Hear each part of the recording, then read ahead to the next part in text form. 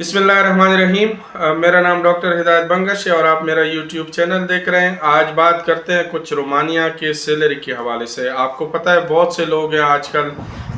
Romania एक ऐसा country है जो वीज़े भी दे रहे हैं लोगों को वर्क परमिट के, और इसके अलावा वहाँ लोग भी जा रहे हैं। तो मैंने कहा चलो आपको थोड़ा सा इनकी बताता चलूँ कि यहाँ पे सैलरी कितनी होती है और क्या क्या आप कमा सकते हैं।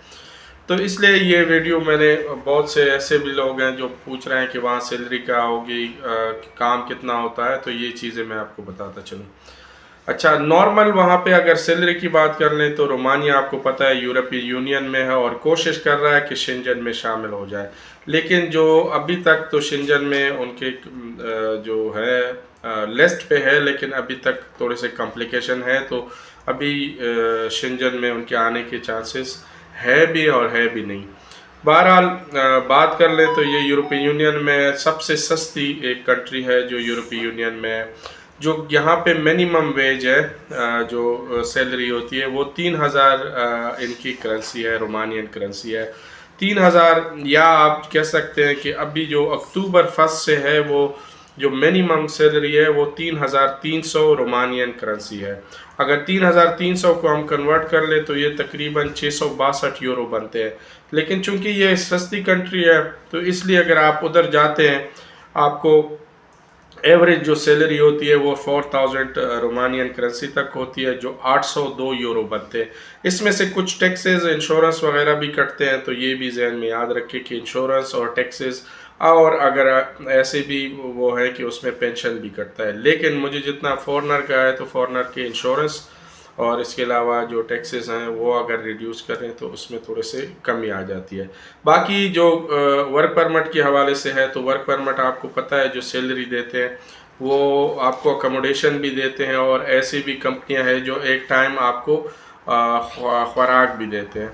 तो इससे अच्छा, इसलिए ये जो कंट्री है बहुत ही अफोर्डेबल है और आप यहाँ पे आराम से वो कर सकते हैं, इसमें एडजस्ट हो सकते हैं जो करेंसी है, और बचत भी कर सकते हैं।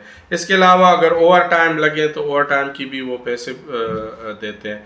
लेकिन बेसिक डिपेंड यही करता है कि आप कौन सी जॉब कर रहे हैं। जो फूड डिलीवरी वगैरह की जॉब्स हैं उसमें आपको पता है ओवर टाइम भी लग सकता है, तो उसकी जो करेंसी होती है, जो सैलरी होती है वो आपकी बढ़ भी सकती है।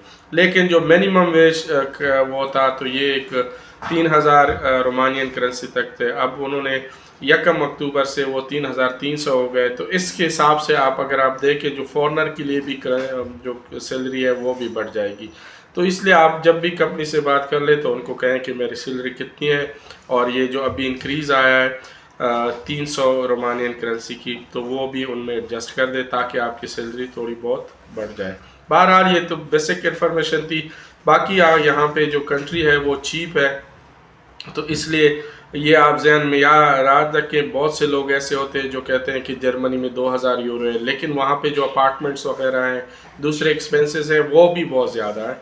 तो ये भी आप जहन में याद रखें कि यहाँ पे सैलरी अगर ज़्यादा भी हो तो वहाँ पे आपको एक्सपेंसेस भी ज़्यादा होते हैं। तो ये रोमानियन जो यूरोपीय यूनियन में है तकरीबन सबसे जो कम एक्सपेंसेस वाली कंट्री है उसमें शुमार होता है इनको। और यहाँ पे इन्फ्लेशन जो महंगाई थी वो भी इतनी ज़्यादा नहीं होती as compare to other countries. तो ये थोड़ी सी इन्फॉर्मेशन थी। जब भी जाएं अपने प्लान के हिसाब से जाएं, और सैलरी जो एक्सपेक्टेड है आप यही कर सकते हैं कि 600 से 800 900 यूरो तक आप एक्सपेक्टेड कर सकते हैं। जो अनस्किल्ड वर्कर हैं, जो स्किल्ड है उनके सैलरी हाई होते हैं। थैंक यू, अल्लाह हाफिज़।